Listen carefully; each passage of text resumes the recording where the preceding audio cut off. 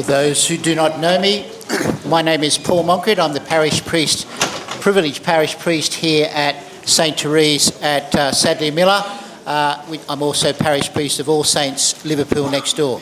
So on behalf of our community, a very warm welcome to you, Archbishop Mosese. Lovely to have you with us. It's a great honour and privilege.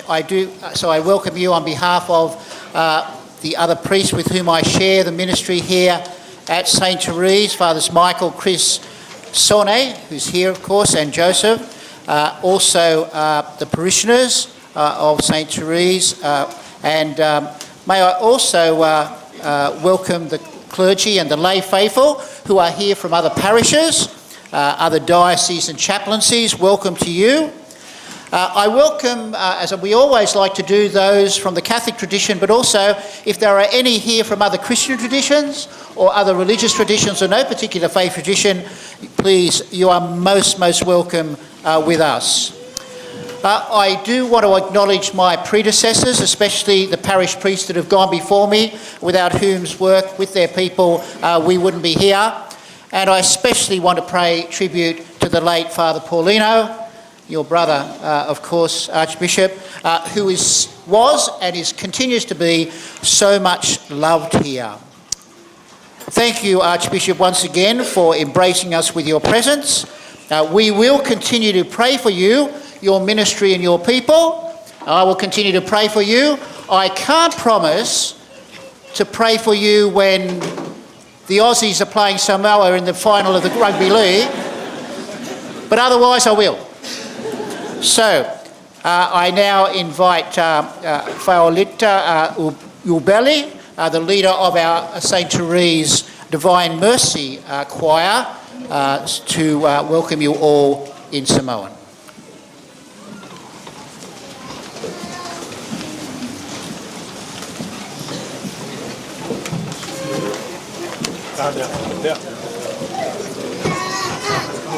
Here he is, that's great.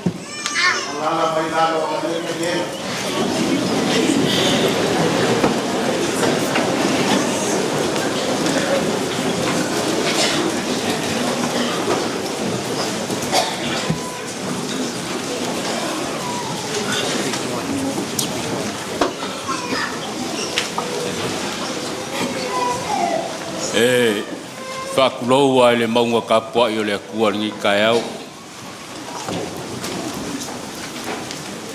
Ai au ke le iasa inga ri kai e mua ngau sau lwa pe whakainga malai. Kulou kulanga pa ia ma kulanga mamalu o le so.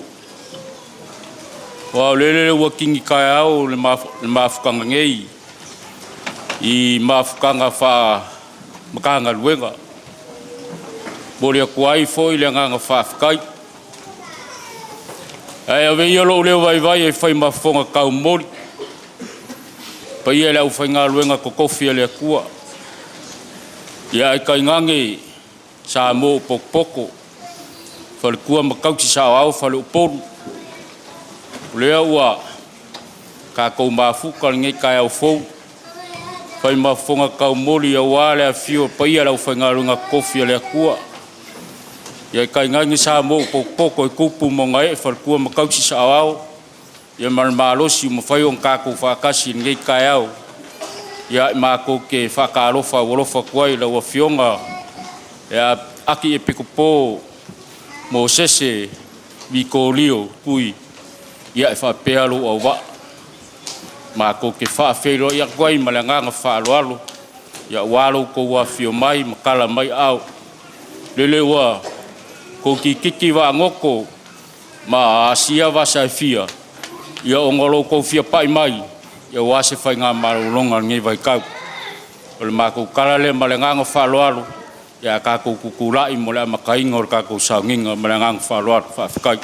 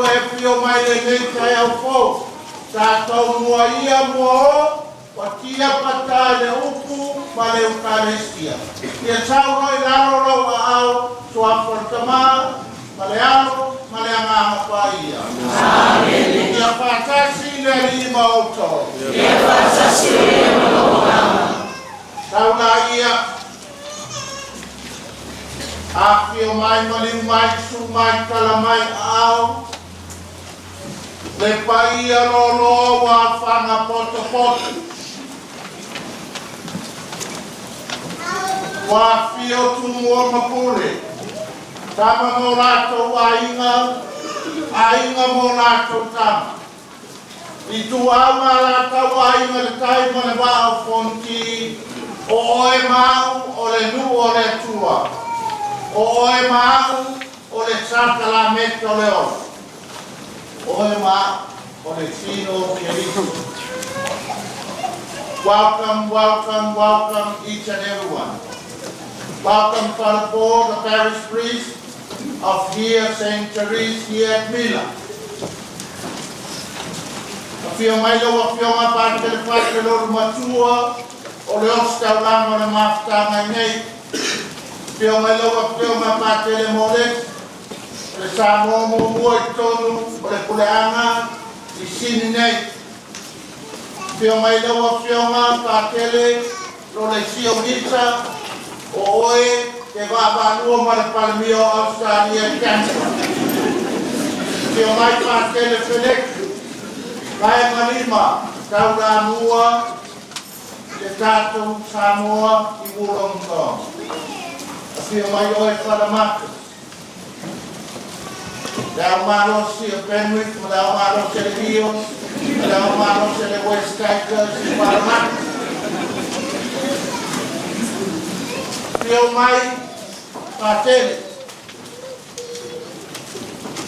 Patele Kevin, Daí cá Kevin le foi o bisani e aqui. Sabe lá meia cuia bela pea de sabe.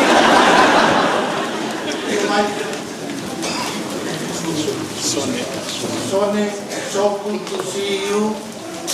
Timote, welcome on board. Yeah. Awe ke mi como la usamos aquí na casa. Yeah, temos que a com. Ai savali o toi tu, o tau, Apia, e tau tai o kia kono I Samoa lo pati. E lo mea mo kule, I le mea mate no kwai awa. A fio mai Samoa, mai maunga tele se yo I maunga I. Te nofo a tofi. O tai kono mo lato lau mkanga roenga fia. Ma popo ele tātou sa whainga, I niu sa ele tenei. Tūpu mai e tamarini ma whai launga whale tua mataus.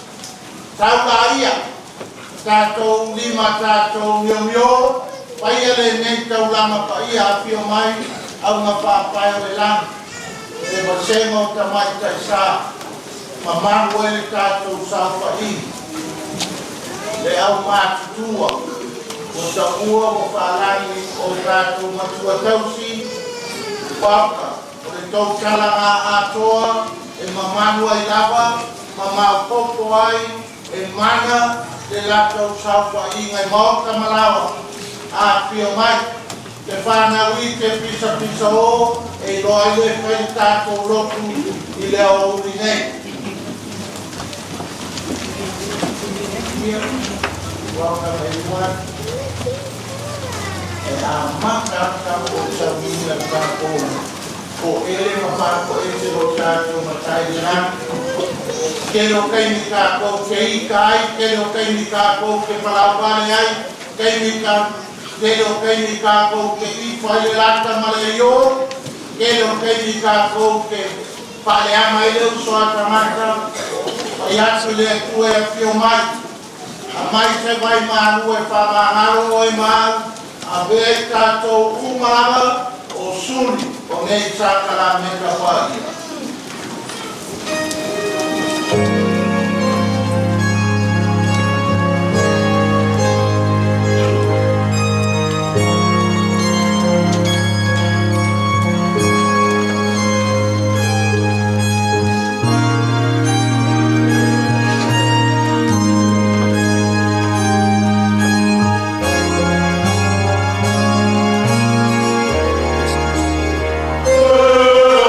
Oh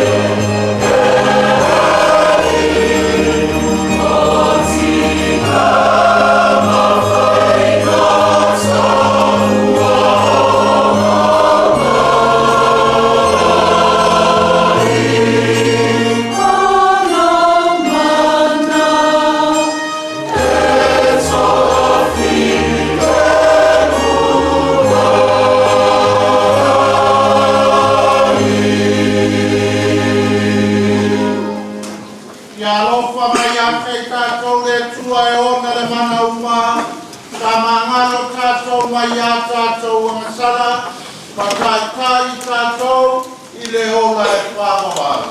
Amen.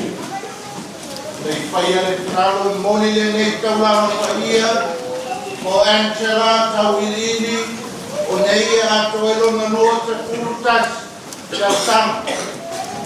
Pamapia le tua, ia Angela le tupuai, teine kalabo, ia te patasi, le tua e lona Moimoi. Emily ati, ato nei lona tolu kurutas, o tau sang. O pui, wapipi pea, Emily, i le atua, o Angela Watasi, Emily Totasi, enjoy being a young person. O ka ikaw ka oki lo koe feel like titi, ale uomo whaapa kakana. O mori koe mo nisa mo le paletua, ia palepa munipola. Pastoral ti apono, o Paula munipola. Mele alarfanga ai na kai no na maliu le babe a nei pale tua ia palepa ia lofo lo tato sisi pa moa se no buanga po le pale tua i le ori sana akali ia tato te talo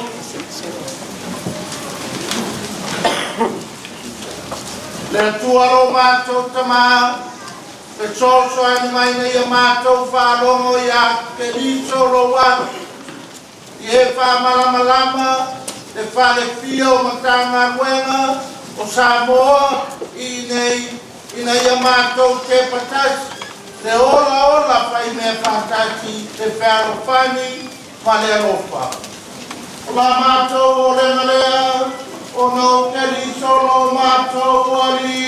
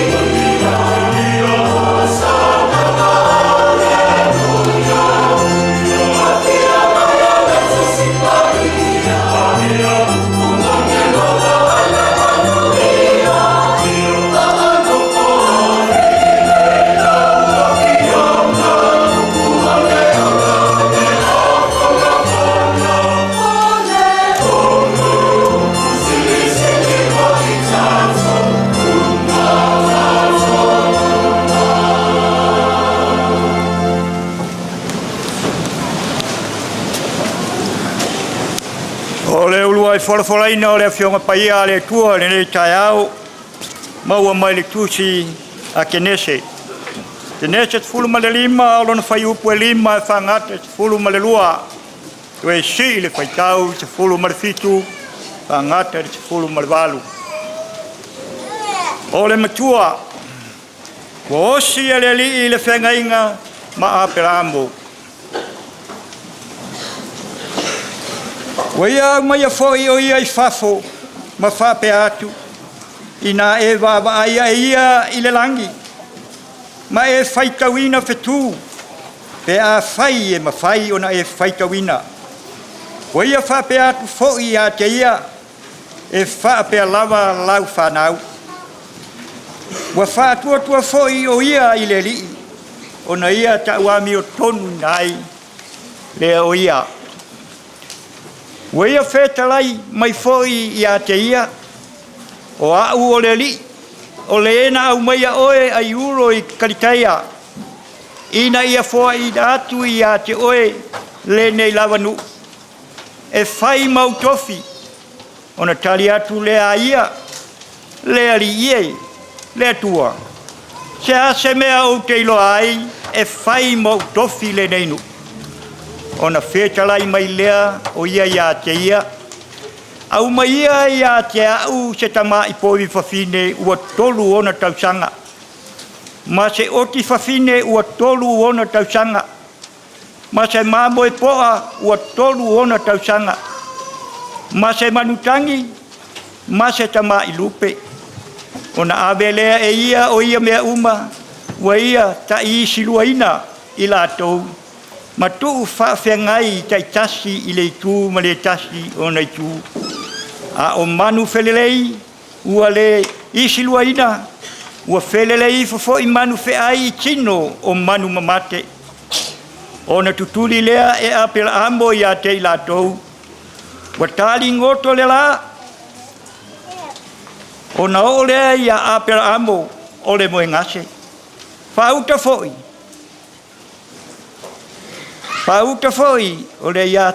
Whauta foi I a te ia. Si le whaitau. I le sifuru marifitu.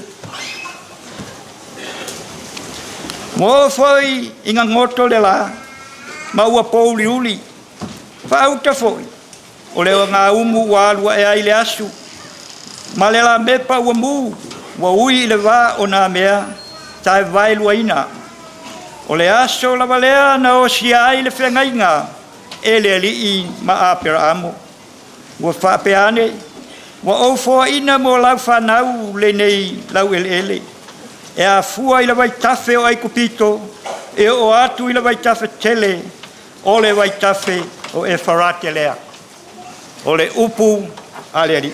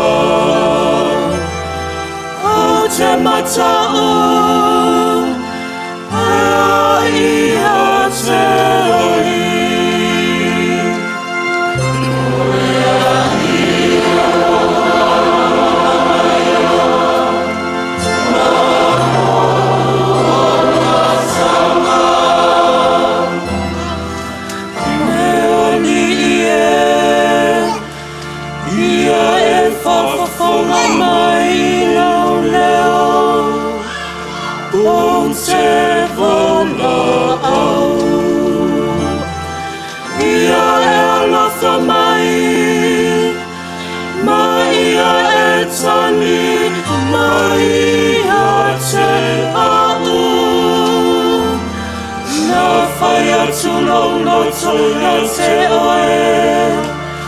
I launa e whitalai mai. Ia o tō sa ili mai a te au. Lea li ia. O te sa ili atu i lau a fio. O lea li o malaia. Marau o la sama. Aua e te liliu e se o whawhonga. I o te au. Te tuni lau angana. I lau toata mai. Na whai oe mau whesosoani. Aua le tuu na whaina au. Aua whai e te tuu au. Lea tua e no uwha a o la tanga. O lea li o malaia. Marau o la tanga. Ana o me whatuatua. O te iloa lea ngane, leo lea liki. I le nua tangatona, ua o whaa, vai lava. I na whaalangorango tui ai lea liki. I na Latu te lea. E whamalosia whai e ia lau loto. I na whaalangolanga ia I lea liki. O lea li o malaia.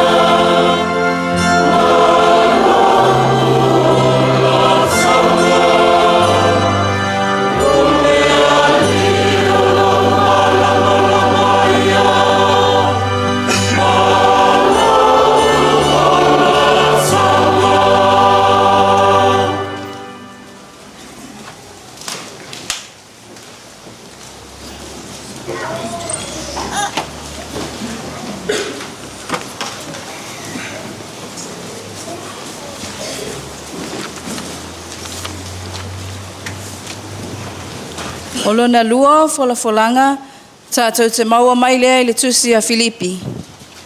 Filipi lona mata upu e tolu, a mata upu whalafola I le whai upu e se fulu ma le fitu, wha wau le luas fulu ma le tasi. Si I lona mata upu e wha, au lona whai upu mua mua. O le matua, o le alii o Yesu Keriso, na te liua o tātou nei tino wha atau waa. Ia whātatau I lona tino mamalu. Whaafafonga o le a o whaitauina.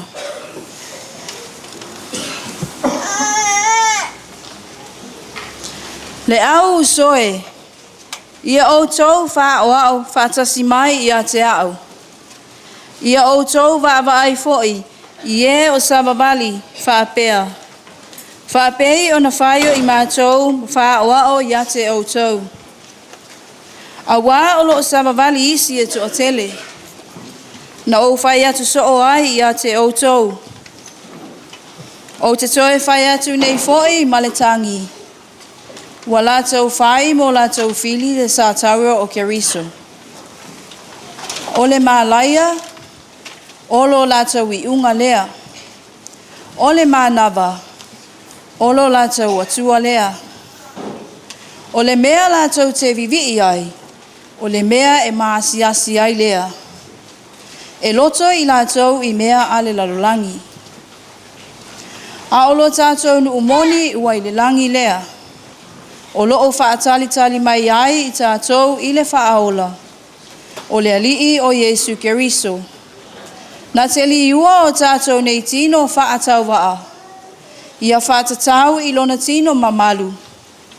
E tusa ma le mana na te mawhai ai o na whaato I laloina o mea uma ia te ia lava. O le nei, o usoe, o o te alofa manau nau I ai. O loo fia ma loo pale, le au pe le, ia whaapea o na tūmau o tau I le alii. O le upu a le alii. Tātou tutu lai mo le whai upu o le evangelia.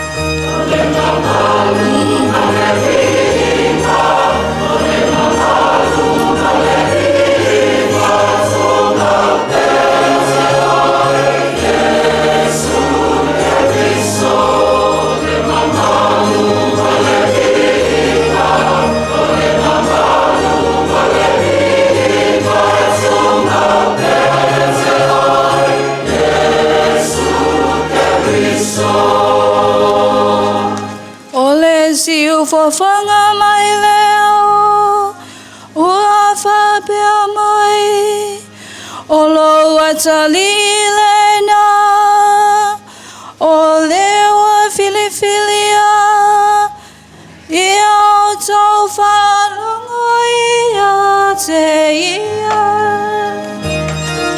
O le mamalu, o le rima, o le mamalu, o le rima.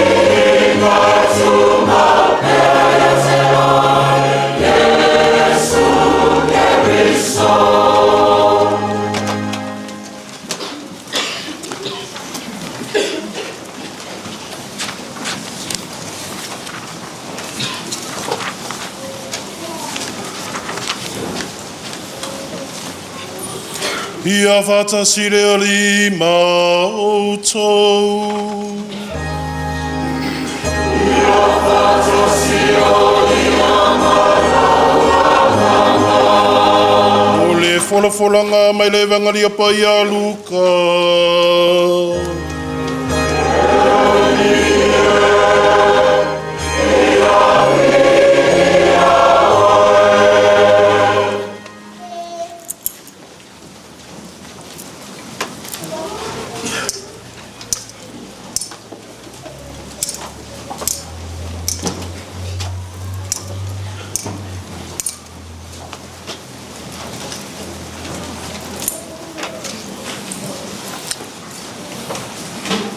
Luka lon tāpua iwa, whai upu lua sifunu malvalu, whauau le whai upu tolu sifunu maleono, o le matua, o lo tatalo Yesu, aua liua o na fonga, ua pae ma popula tele mai o na ofu.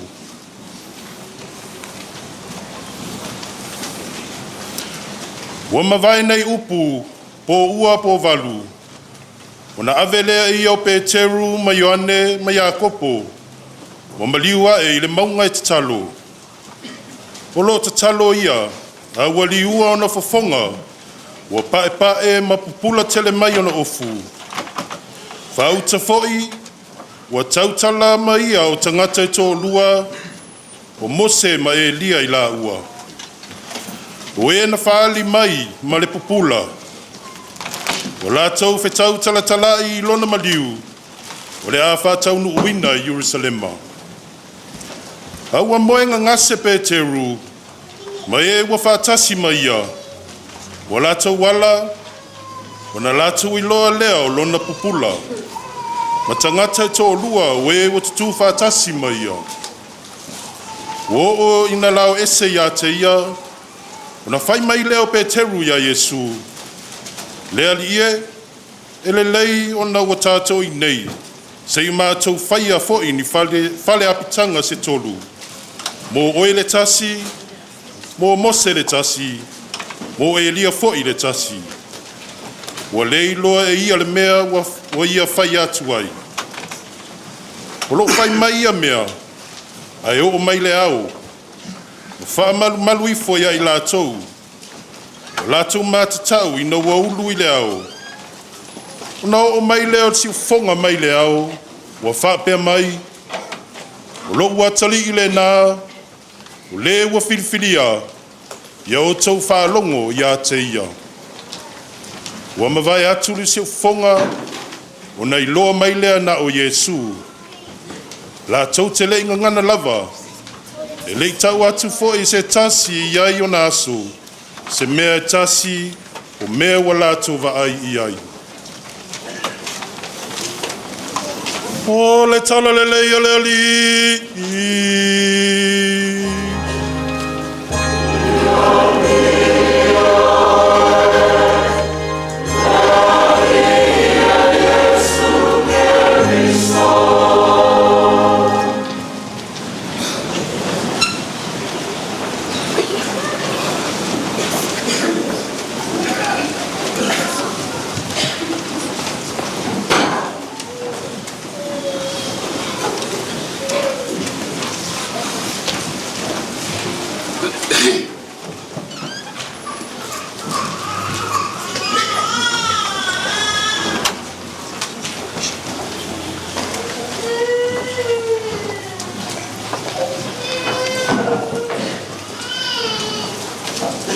E kolu lava angava o le whanga furu. Wa masangi ai kako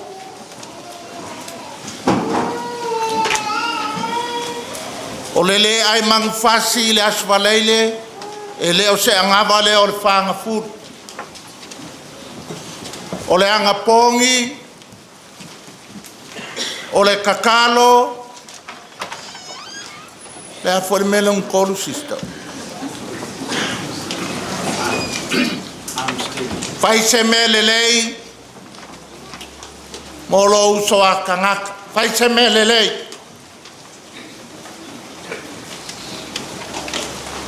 O ka kaunge ingu fuala au ele au ngai le anga pongi. O au e ingu le kai au ma le uli ma le afiafi. E oki ngā mea o anga pong. A wā le ai, on mele sau, take after eating. Ia, e kawanga ai, e oki le anga pongi, whafkai fō mai o le whaasanga anga pong. O le ave sefo e kākou whapeo le anga pongi, o le kau mawha e ko a kakala le anga pongi, le sifurulua. Ke le anga o mea iska kai whai. Mai ko akalan whaalainga. O le kele I o la o le anga pongi. E ma whai fo e ngai anga pongi lo le ka ele. E ko anga e ka ele. E ma whai fo e anga pongi lo whai kakala. Whai fo e nga ku I lalo ngai vai kai mo whang furu le atuai. Le a kipi whai kala se ko e o fo le ista ko e anu mea. E kele o la le angpongi au kako e angpongi mai ko ai lava pe a o le alu se there's so many areas whereby we angapong lua o kakalo a o alwa e lunga le salam of kariai fengo fia mai o kalo angapongi ma le. You know, almsgiving faise for aipole. Or kausanga nge ole upeli, we need to top up le kako soka inga mo lo kako kamai le langi. In other words, we have to lift our game in talking to our Heavenly Father. O le kakalo pe a Samoa, o le kalakalango lo kako makai le langi. Yes, o le misa, o le kalo, o le kako lopu afiafi, o le kalo, o le kako divine mercy, o le kakalo, o le kako solofa malia, le losalia, o le kalo, yes. Palo kausanga nge o le iupeli e ke fesilia ia o e le me koe whaalelei ai le lua feo inga malaua kua. How? By talking to him. And that's prayer. E koe top up foi la lo kako wola kakalo. Awalu nge fai kofsi o kamiki a onga pa wala ua kalo pe awa ele ang salang kamiki lai. Kamiki ele ian 5, 6, 7.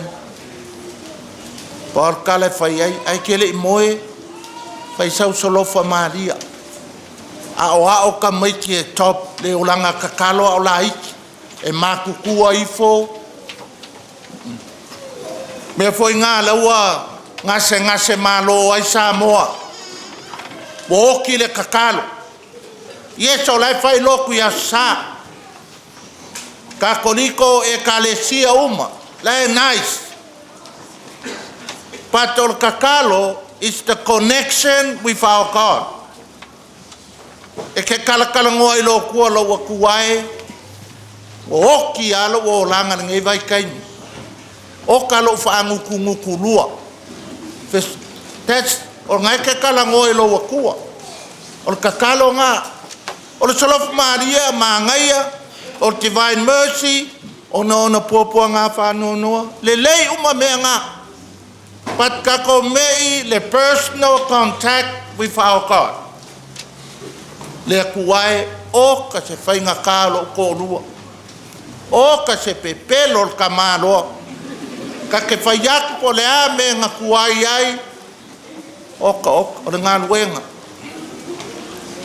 O le kakalo ngā, le tu waif soangi mai se I. O ngō sai ngai ka māloa. Anga loa umanga whai e lau ai tū.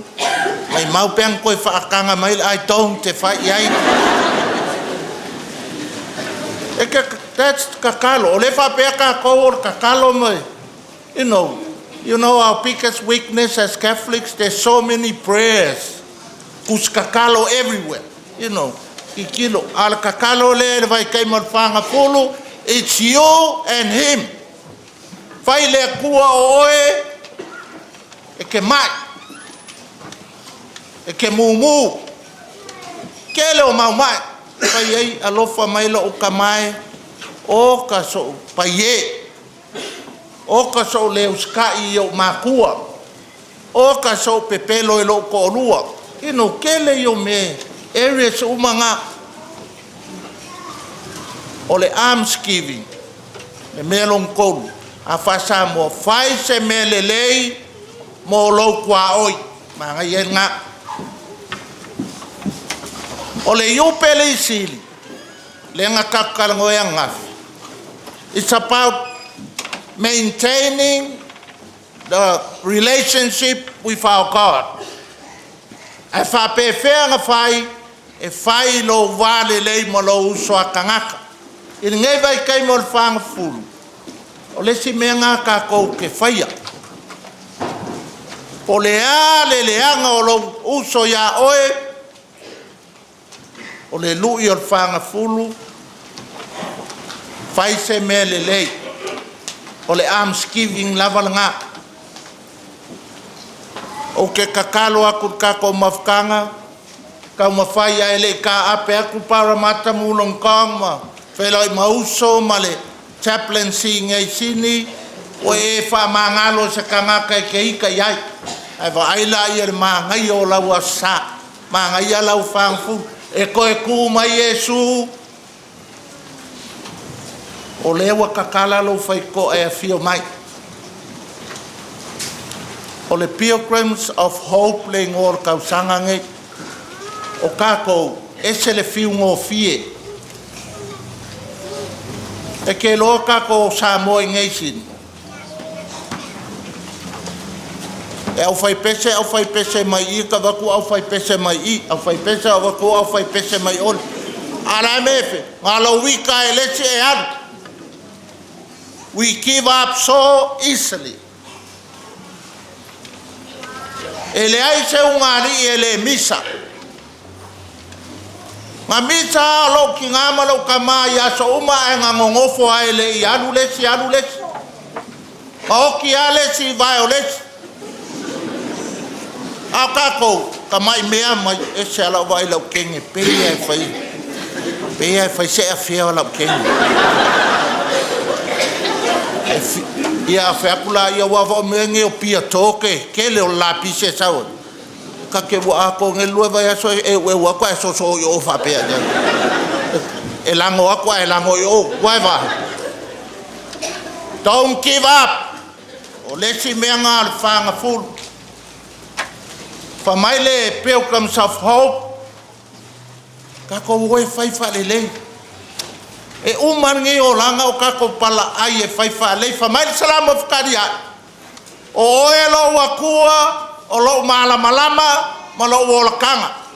Ia ka ko ngi misama o kan ma ngai o pese ngar salam of kadia. E le ma se ka e koso mai upo e kui. O ele akua o lo malama ma lo fa o kanga fashion tai fele ke le vai nga ko usu mai la fai pese o ko fai kai e uma va ko kuperero ko usu mai ale usu fa alua o ko kape lola i ormation ala ma ko sunga a ka ko usula kango e koso mai upu au mai I bring it here.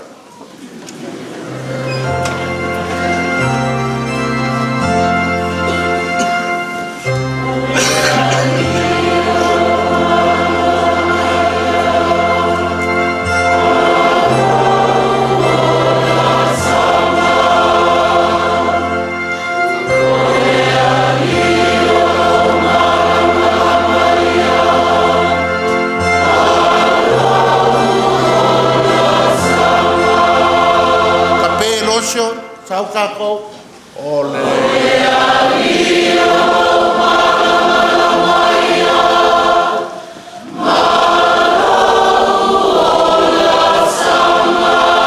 one more Paula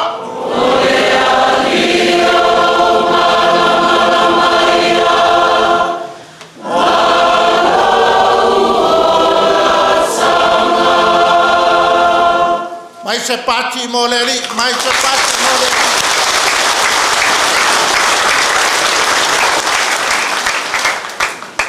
son pia e o kile lenga ngai lumo po a foi pesira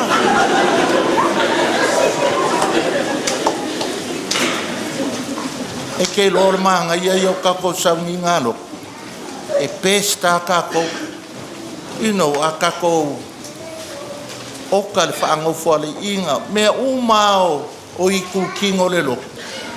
Awa, that's okay. Ao le whesilia e kaunga kako whesilia e meisele ya oktopa le asu kama. Matu wai. Ola e sa onga ngai me o loku mo kako. Le whaango whale inga, le whako e senga. Mea uma. O ka le kele. Al salam of Kaliai.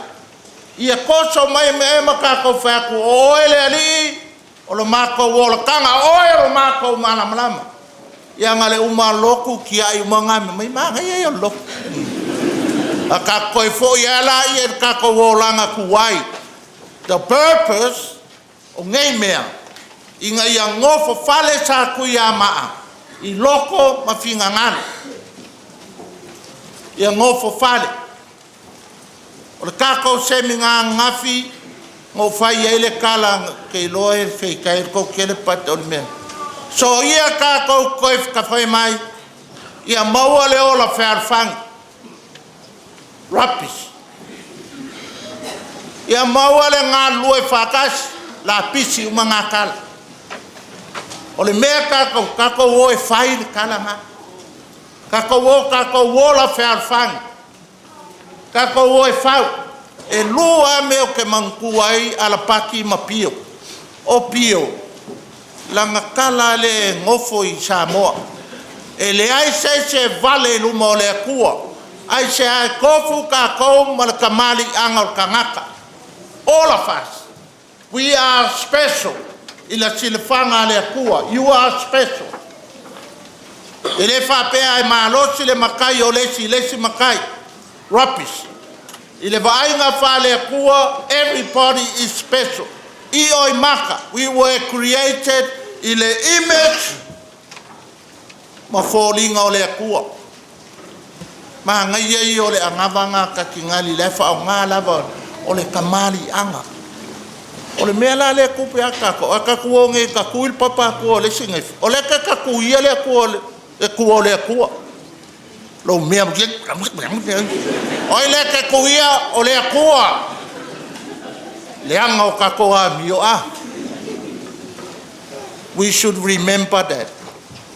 O le whawhinge, o le kinga, o le makai, o le kama, o le ke whaia o ngakala, o le kamali anga o le kualai o, ngai fo ia oi. E noti ka koupe aka kou o whai fua les kangaka.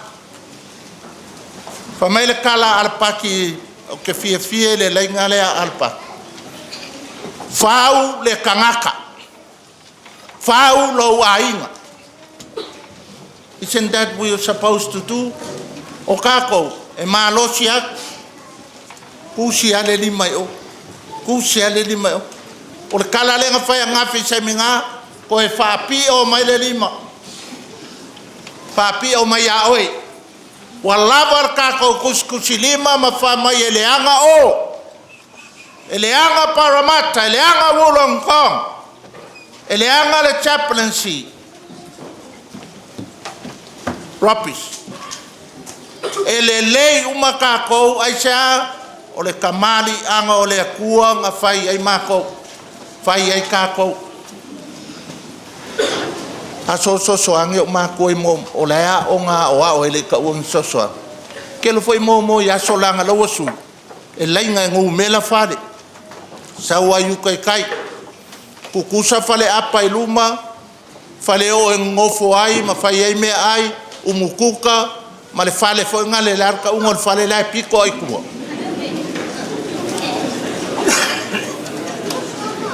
Ole manga i o ngā kausanga. Ai alu le whale lai piko i kua le karkalo mai for le si a inga le. Morning. O lava in kou lau karkalo, o lava in kou. Ai whai ako i kupulanga i aso ngei. O aso lai le ingi toilet paper. E ke alu le ako e whai mai le whaunga kula i e lumo whale ia. A whai ako e mai, o yaki. Pato le o langa nga ola mai ai. Ka kou le au mākukua. E se le manga i ai ke lola mākou ko ofiku. E moele wi i ma o mākua. E ele mako ka ingamu nga koe kalangonge. O oki lol maki nga mako langanga le pusa. La ia ele mako ka ingamu mo ele mako ko ongo. Ko lua ma ua ma spau. Ma kenge ko whawa o le wi or kenge. E moe ala. E sa lava mako i kaya umawai. E kasir ka ngaka e susuhule mea ngā moe, e sasa uma mako. E ala i wholoa spau, lewa whale kom, ke awa suile mea moe ai.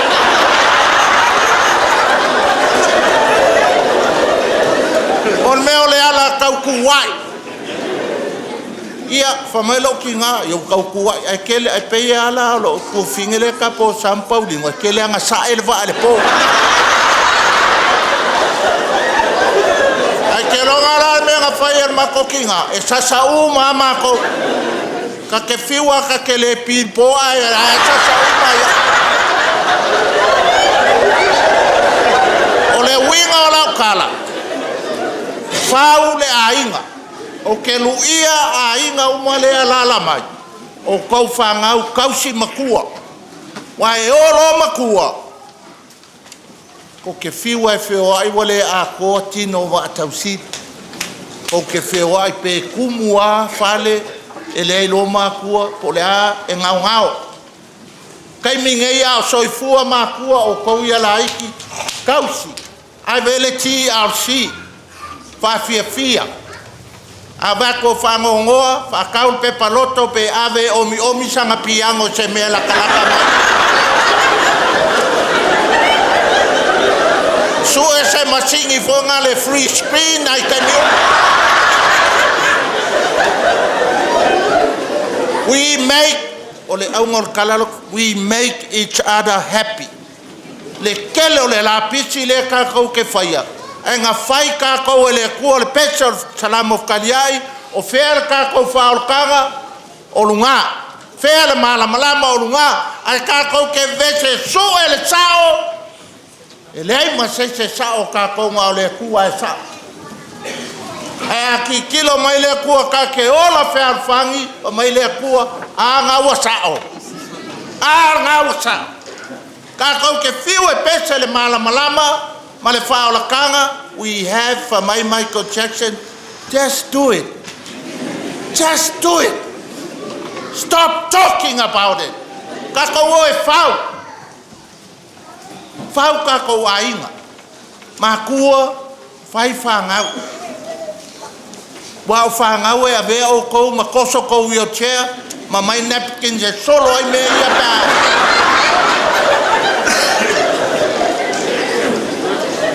O le ase ai or kako mafkangai a ngafi mangei o la ulu i lea. Kuule. E kilo fuai o sawa ele emperor a Japan. No more we look le neighbor. We look to Parramatta no more. We look here. O fea le mele fum fai kako mafkangai inga faila ia. So ia le kusi fuai lechi makanga luenga. So ia fai mai o le vaenga le fai lo mauso le au fakui ese. Rubbish. Fai le mea ke loa e ke maua ele malamalama, ke maua ele whaolkanga. O ngā sao la i o kako mea i e fai. Ka ke fiu e ke ukeu kako mōlinga, whaangofo la inga, karosanga lau kele, peser kako salamo. Anyway, maanga i e o le pesenga salamo. E fiu e, o le ar maanga i o mea ngā. Ai le fua mai. Ai le fua mai. O fa mai leo le kua e a lope a ko me ngai fai. Ia le pa ia o kako mafkanga. Fa kulo kupu mai e kamari ma fai la ma fa kua ma kaus. Le lo ma lasi le ngofo a kof. Ma kanga luenga e fia. Fai sa kako ai ngai mea. Kako wanga pongi mai le fai kala ma le whaaleanga ma le whaangukunguku lua. E fai se me le lei. E le lei o, e le lei o. Sion se koe ka mea pese le anu meo ki se wha umai lau. Ape se can't see shops.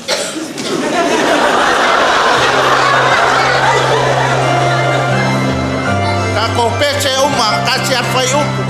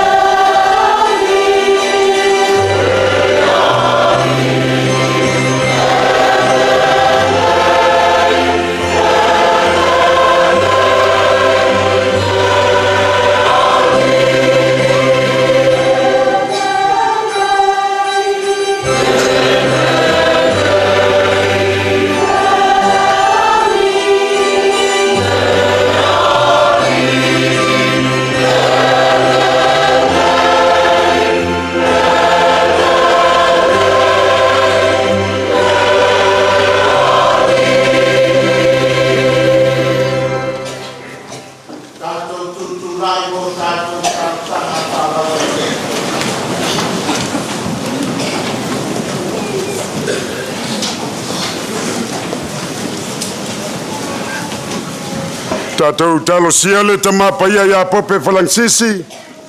Ile whatau to lia whalefu mo la purpusia o tofanga. Lo fangia le tua fwai le mahalosi a totoa. A wale taitaina o le lafu mo le larolangi a toa. O la tātou o lenga leile li. Tātou talo siale tātou tamaki pikopo, Mosese Tui. Mese foi o no uso ataa. O si a taulanga. Ali e pikopo makatinali. Ia iei pea. Le malosi mai le tua, whātumu lautu ma le langi, ina ialuatu ma le mamana ma le mamala, a fionga le atua lo lātou fola ina. O la tātou o lenga lea lie. Tātou mana tua, na yo tātou tamatausi, le ngata I Samoa, iso se tawhai fio le nei lalo langi. Whātumu lautu, ia meise foi whāfolol soifua, whaungalo lātou soifua, ia wale atua malona fina ngalo. O la tātou o lenga lea lie. Senga I tiakono sunga fisosani ia mese foi tamatai sa. Maua pele malosi mai le tua. Ia wā foi le ngā luenga o lo fita I tunga iai. O la tātou o lenga lea lie. Tātou talo mo tupulanga talavou. Le ngata I tupulanga talavou tātou whanawiti. Ya meise foi le lalo langi atoa inai tupulanga o lo feangai ma yo le tino ya meise foi to tono fale pui ave Yesu e fai ma mesu amalie yo la to wolanga o la ta to lenga le lie ta to tatalo tangata sa moi to tono Australia nei ta fai fia pe yo natasi le ukalestia ma le tino le to watasi el tasi angoi tato meo ya ile fe ainai Toto ai le file muo le tua. Mea iai le feloto le angai. Toto ai se loto le lei. Ma le loto fia mai le tua. O la tātou o lenga lea lie.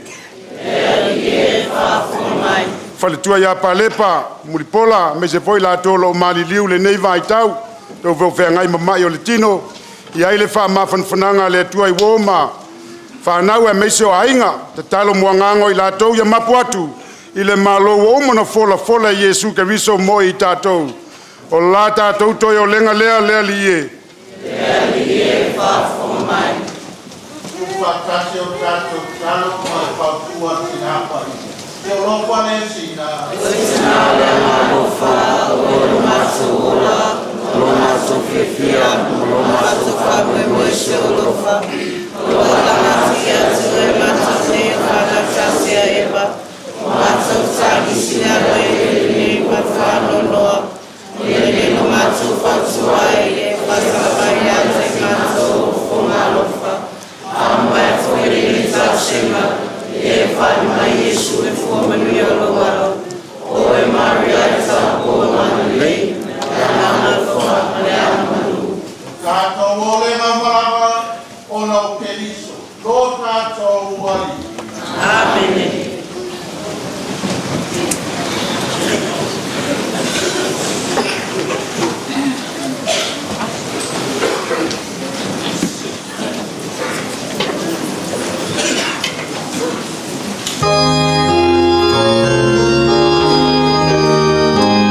Alleluia.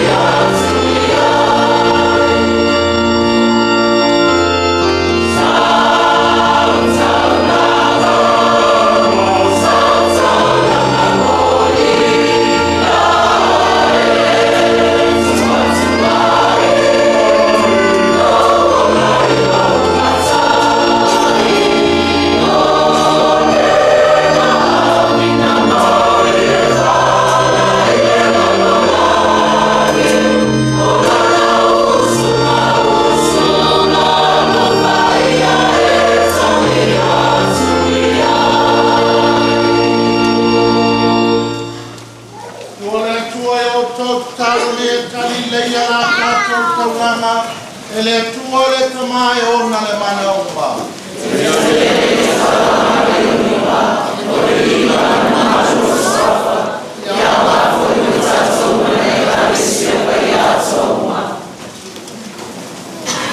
Ia e whapa ia i mātou umarawa wa whanga pota le nei tai au pō. Ia e we teo mātou vai ngā whale tangata. Ai a mai nei tai sua mai mo e tō mātou ai.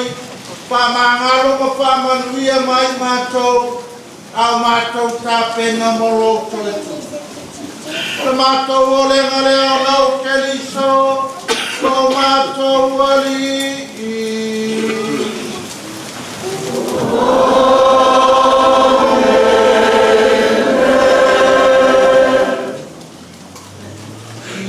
Fatasi le ali imoto. Ia fatasi o ia maroa. Se ai o tonoto. Ua fatasi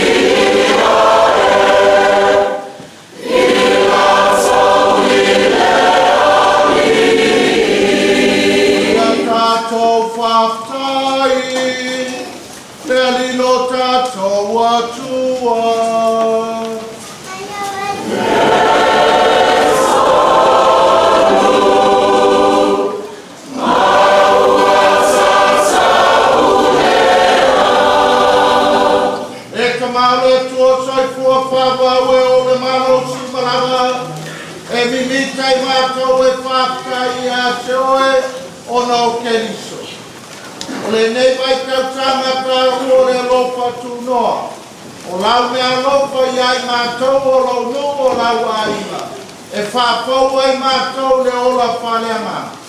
We tu mai ai mātou le marosi. Whamamai o mātou rosi. Pulei o mātou manaonga. Whapeo na tautua i a te utau i le saorotonga. We au mātou te whapewhea. Na mātou ola le lei. Le ola whamangaro, le ola le rofa.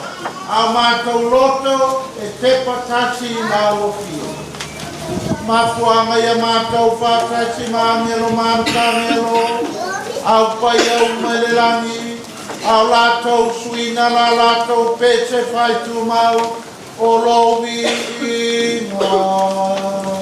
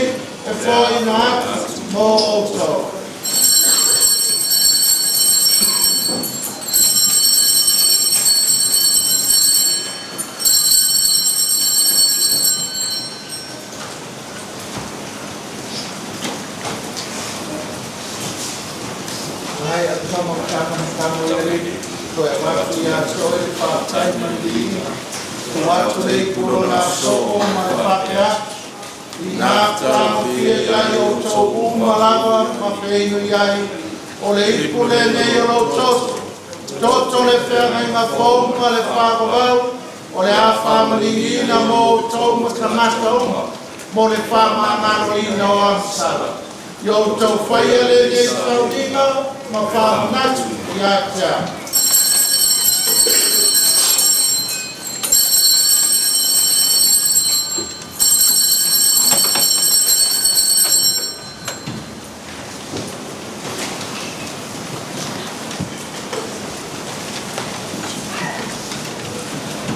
Oh, le misterio le faccio tua.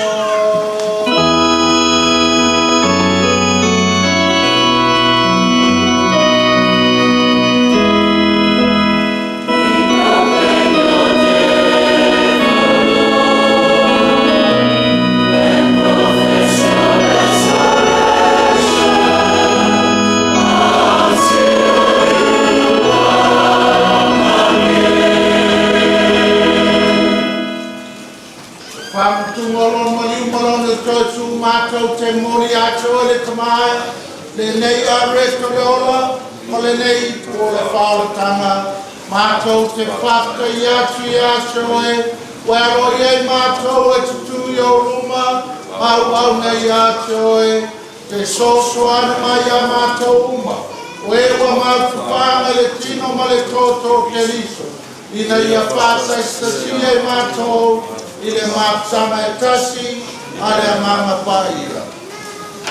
Remember, Lord, your church spread throughout the world and bring her to the fullness of charity, together with Francis, our Pope, Anthony, our Bishop. Of course, we include our Archbishop Mosese, of course, in our prayers with him, and all the clergy, religious and lay folk.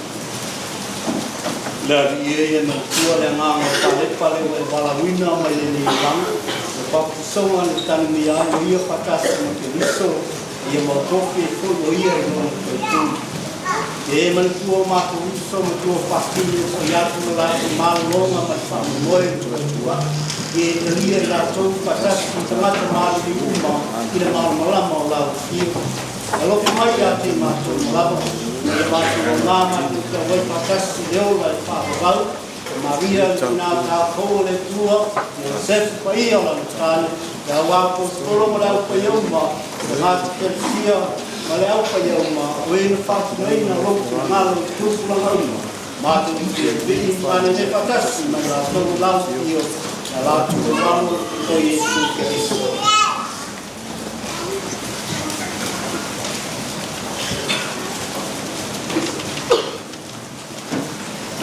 Te tamama mana e ono ia matasi mai ia te ia. I le maftanga ma le mama paia. O le lia ma le marua toa i awa fio. I le whamau pāwa paulawa.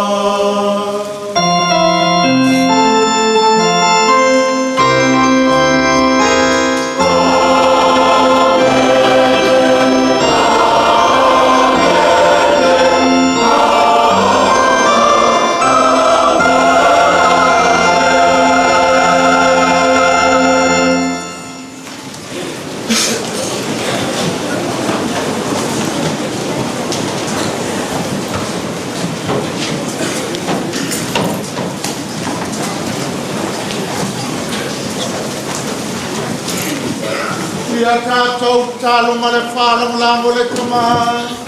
Le talo nā wau i ke liso mo i tātou.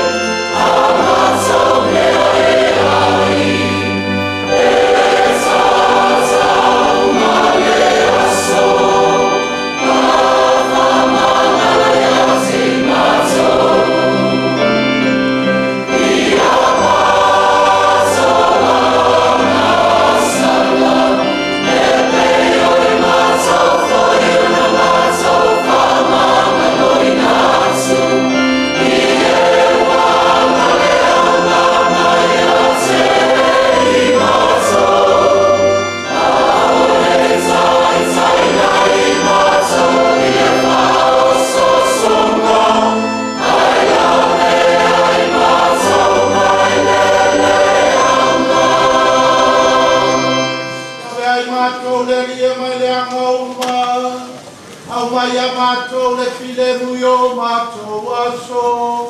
I lo walofa muti muti vale. Pata mātou mai le ansala.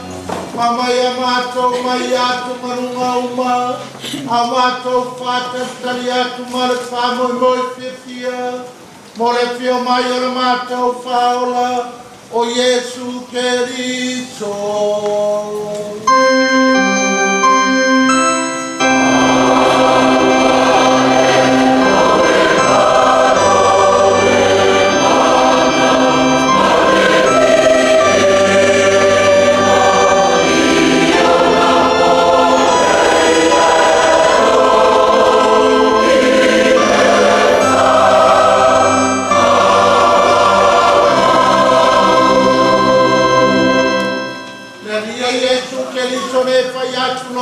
Apostolo, o te tuati a te o tau lo filemu, o lo filemu o te poai a te o tau. Awane Yesu na sila ia mātou ansala, a le pato tuola we kanesia, a mai a mātou le filemu, le tace o lo maro, le we toi poai le whababau na wā. Amen. E ia te o tau tu mau le alofa o Keriso. Pasanga tangata i o talane me whai ai, I love you more.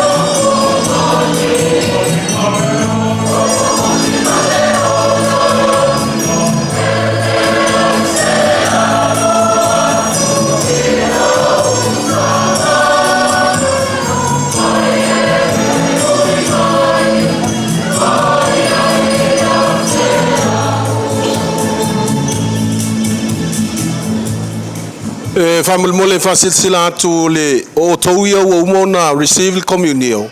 E family mole se tau fi mai. Ai mo tolo angai mai avatu le family anga faage big po. Sau no mai na fionga. Family mole to on sai se umole tatu taulang paia. E ono to angai atu le yai. Mine ama mole fa lalo ono le tau tultuli tatu taimi. Ia se utangi mai nei fa linga lava man fa lalo lava. Tanto umalava o lo manao le famorianga fa ke po ia sei mai le taulanga paia e ona fio mai lea.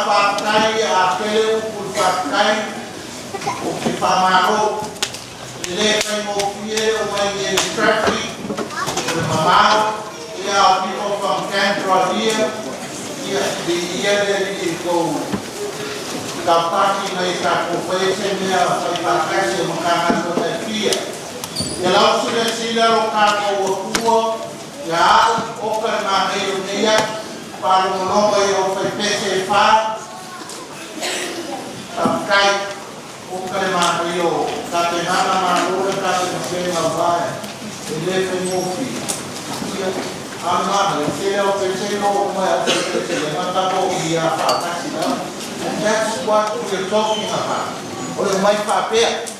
Por fear that picture, so beautiful. My mouth for the makamaka in Nami. Pero si makamaka pa yung isa, si makamaka yung for picture Nami, Nami, para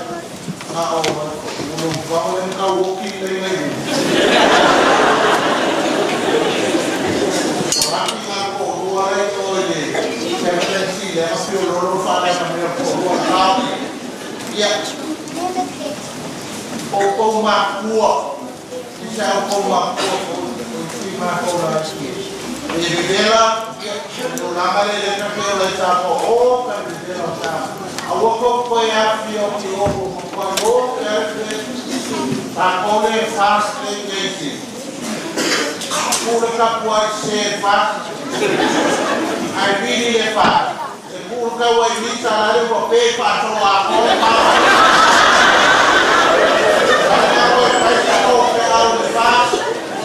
Itu faktor tu le kuasa murkat ya masa kaki ya yo wa foi o kule to vai fa o ora ude kalma o kule to vai a kule pa e fai vedi ko le kale si ka po ni ko ka po ya a fia me ma o fa pe o anti fia me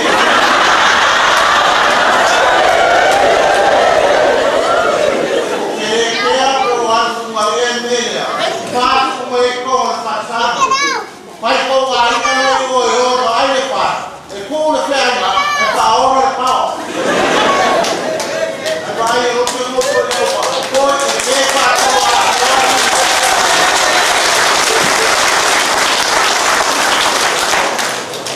agora o carro vou se dar pela fundo. Algo que eu reclamo, eu vou vai lá no raio a companhia para o internacional alto. Olha, eu vou dizer que eu vejo a parte isso não é louco. Agora Samoa, Apia, por exemplo, e na tarde café a América. Uau, e a libera a toma a pero por eso que ya son una característica para un movimiento ya lo que vamos a hacer hay algo medio agua lo que no fue que no la que ya la igual estamos que no ya nadie no me fue ido más no pues para algo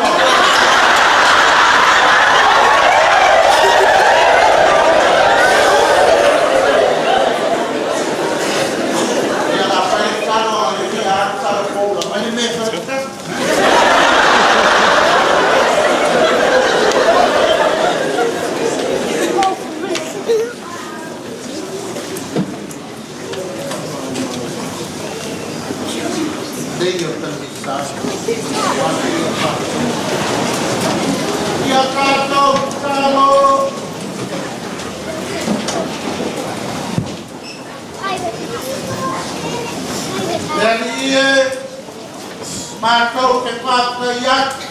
Mātou o Samoa, le nei atulu mo lau karasia, ma le misterio le ukalesia, o mātou a ai ma ona. A vea le mātou te tiupa mātala o ai, le nei vai atu. Papa ia I mātou upai lau papa, o na keliso, lo mātou paola. Ia whātasi le rima o tō. Ia whātasi le rima o tō.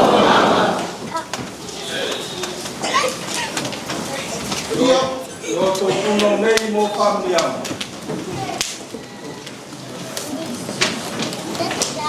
Ia li ia o mātou whiawhia wā oe o mātou tupuanga mo lo mātou kule. A mātou wala watu lo walopa po ai, e whāpau matauti mātou lo walopa. Le mātou o lenga lea o lo Therese, lo mātou wani. Amen. Ia whātasi le rima o tō. Ia whātasi le rima o tō. Ia whāmangia mai le tua e ona le mana uma, le tamara, le alo, ma le amanga pāia. Amen. Tātou tauranga, nā yo tō kile mō Therese. Your Grace Archbishop and the clergy, the sisters, is known of all of us are here. The next steps for our gathering today is eating. Lau whionga laki po, walau tu lewa mali whanalo, ia watapena e uso a o si taulanga, whapele manu a lantou mafutanga, ili tātou tau mafutanga. Ia pia maea le saulinga, maea lo na sui lo la ei, ia maawe lau whamonianga inisi o lo whatali mai, ia ona tātou whatastasi le tua I le awa mali whanalo.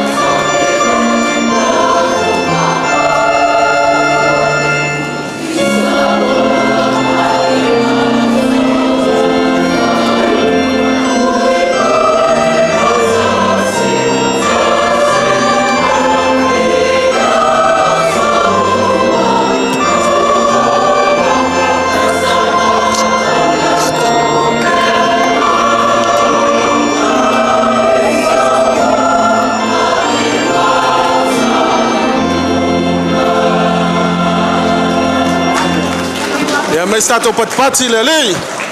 Nāna toi whamanatu ai tātou mawhutanga. Iau leo la tātou angai atu tua tātou tau mawhutanga.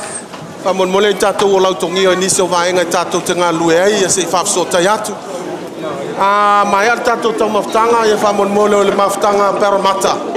Ia mua tala le tau whawhiwhianga. Ia ma le tau tau alunga. Whasolo atu ai ma Wollongong.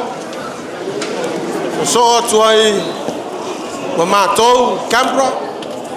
Ia so toi mo fele mo uso ia tau lunga nei na lunga nga tato maftanga ia fa mole o lai foi se vedela o fafo wa ia nga ia tu foi sina 5 minute ia Tātou toi whenua iai tua yo.